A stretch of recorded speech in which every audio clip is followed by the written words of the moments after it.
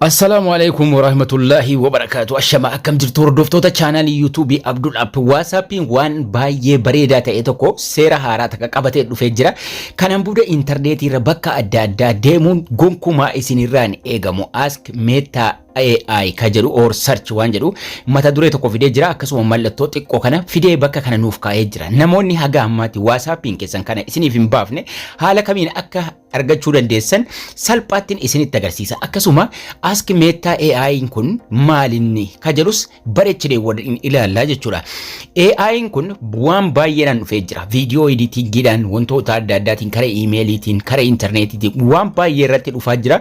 Kanaan booda wanni hundi AI fayyadamuu ta'uuf deemaa jira jechuudha. AI kun waan feetan gaafachuu dandeessu. Fakkeenyaaf how to lock WhatsApp. WhatsApp akkamitti qollofuu dandeenya yookiin cufuu dandeenya jettanii yeroo isin gaafattan eessa akkasiin naquu qabdan tokkoffaa WhatsApp irra seenaa, lammaffaa setting irra seenaa, sadaffaa akkas godhaa, arfaffaa akkas godhaa jedha. Isiniif ibsaa jechuudha. Kana jechuun AI irratti waan mara waan barbaadan gaafattanii argachuu dandeessu waan feetan.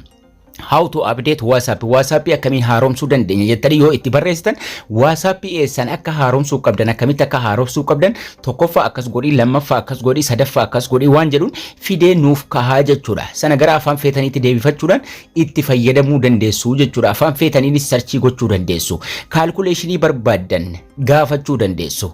Gaaffii salphaan gaafatte jedha. Lama baay'isuu lama waan jedhu gaafadheen akkasitti fidee na deebisa jechuudha. Kanaafuu kaalkuleeshinii barbaadan dhimma barbaadan irratti dhimma afiyaa irratti dhimma fayyaa irratti dhimma teeknooloojii irratti WhatsApp dhumarra dhaabattanii Meta AI kana fayyadamuudhaan waan feetan sarchii gootanii fayyadamuu dandeessu jechuudha. WhatsAppiin keessan haga ammaatti yoo kana hin baafne haala kamiin akka argattan isiniifin ibsa. Salphaadha, baay'ee salphaadha. Meta AI nika gara WhatsAppis nu dhufee jira, gara Facebook irra long time ni jira, sanallee isinii qabadheen dhufa.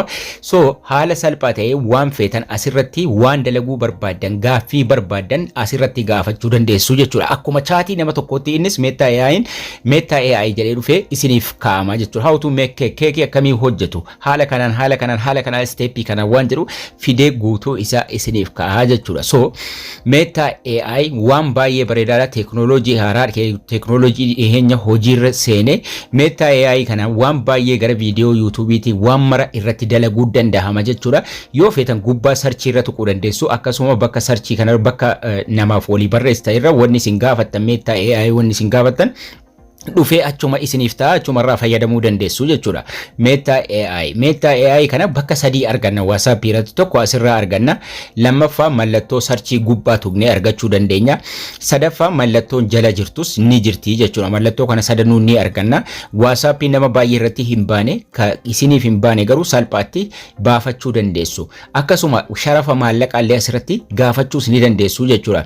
Doolaarri 100 Itoophiyaa birrii irratti meeqa ta'a isa jedhu salphaatti yoo gaafattan deebii isaa achuma irratti isiniif barreessaa jechuudha. Meta AI ifiif isiniif deebisa. Waan intarneetii irra jiru mara isaa fidee isiniif deebisaa jechuudha. 5685 tahaa jedha.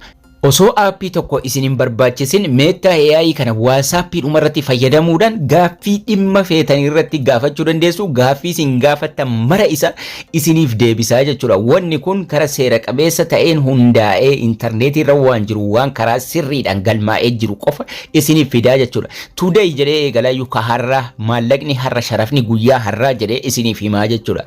Feetan kan torbanii gaafachuu dandeessu. Doolaarri 100 reaalatti meeqa ta'a? Doolaarri 100 diraamatti meeqa ta'a ka jedhu haga barbaadanii gaafachuu dandeessu. Deebii isaa sakandii keessa isiniif deebisaa jechuudha. Guyyaa har'aa doolaarri 100 reyaala 375 Saudi Arabiyaa ta'a jedhee haala kanaan nuuf fidaa nuuf baasaa jechuudha. Mallattoo xiqqoo asitti ni argattu. Mallattoo masarara tuqurumaan salphaatti waan feetan bakka sarchii jalaa tuqurumaan sarchi gootanii Meta AI ka jedhus isiniif dhufa. Yoo feetan gubbaara tuquudhaan wantoota adda addaa mata duree adda addaas asii isiniif qaba. Mata duree sana achirraa tuquudhaanis waan dhimma feetan irratti gaafachuu baruu dandeessu jechuudha. Itti fayyadamni isaa baay'ee salphaadha.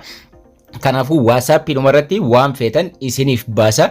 Gara biraa deemuun gonkumaa isinirraa hin eegamu. Aappii biraas fayyadamuu isinirraa hin eegamu. Gara intarneetii irraa waan sila kiroomiira deemtanii sarchii guddaadhaan argachuu dandeessan salphaadhumatti WhatsApp irraa Meta AI fayyadamuudhaan argachuu dandeessu jechuudha. Kanaafuu WhatsApp irraa Meta AI warri isiniif haga ammaatti isiniif hin banamin gubbaarraa sarchii gochuu dandeessu. Gubbaarra tuwixanii tokko asitti bahee jira. Kaan immoo gara gajjallaattis mallattoodhaan fidee isiniif kaha. Akkasuma bakka chaatii namaa walii barreessitan irrattis dhufee isiniif bahaa jechuudha. Ask waan lama qaba. Ask Meta AI or search. Searching ka message ka lammaffaa kunoo bakka kanatti baa ka sadaffaa mallattoo kana dhufee asitti bahee jira jechuudha. Kanaafuu kana lamman kana sadan keessa ka feetan irra tuwitu yeroo jalqabaa keessa yoo ta'e continue isiniin jira. Continue tuquudhumaan gara fuula duraa deemtu sanaan booda bakka chaatiitti dhufee martinu isiniif bahaa jechuudha.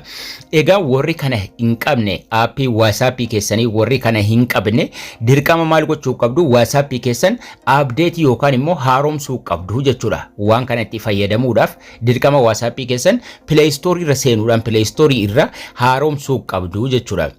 Akkamitti haaromsina isa jedhu duraan viidiyoo isinii dalageen jira ammallee irra deebi'een isinitti agarsiisa.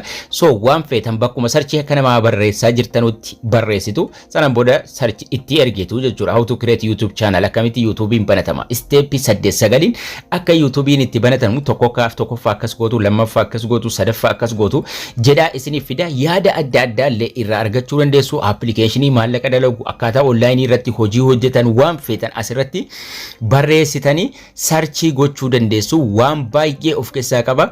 Waan xiqqoo qofaan isinitti hime waan hedduu itti fayyadamuu dandeessu. Haaromsuuf Play Store irra seentu. Play Store irra seentanii WhatsApp ka jedhu sarchii godhachuudhaan salphaatti WhatsApp irra seentu. WhatsAppin keessan open jedha taanaan update hin qabu. Openiin kun hin jiru taanaan garuu update jedha. Update ka jedhu irra tuquudhaan WhatsApp keessan ni haaromsitu jechuudha. Erga haaromsitanii booda mallattoon AI kun dhufee isiniif ba'a. AI kana baay'ee bareedaadha. Waan baay'eedhaaf isin gargaara. Afaan feetanii irratti fayyadamuu dandeessu. Mallattoo sadan kana keessaa ka feetan irra tuquudhaan irra seentu jechuudha. Bakka chaatiitti dhufee isinii ba'a. Akkuma maqaa namaatti dhufee Meta AI jedhee isinii barreessa.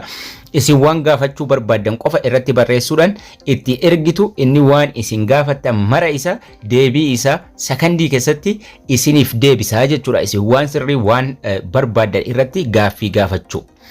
How to change Facebook password. Facebook irratti akkamitti passwordii jijjiirra isa jedhu yeroo gaafannu salphaadhumatti sakandii keessatti isiniif deebisa. Steepii kanaan akkaala kanaan passwordii Facebookii keessanii jijjiirtu. Tokkoffaa Facebook irra seentu, lammaffaa profile irra seentu, sadaffaa security and login jala seentu, sadaffaa change password irra enter your current password. Passwordii duraanii itti galchitu. Sana booda passwordii haaraa itti galchuudhaan Facebookii keessan passwordii jijjiirtu ka jedhu salphaadhumatti fidee isiniif baasa. So Meta AI kun baay'ee bareeda. Itti fayyadamaa isiniin jecha barnoonni keenyas kana fakkaata. Laayikii, sheerii gochuu hin dagatina. Haga barnoota kutaa itti aanu walitti deebinutti turtii gaarii dhaga'aan tura.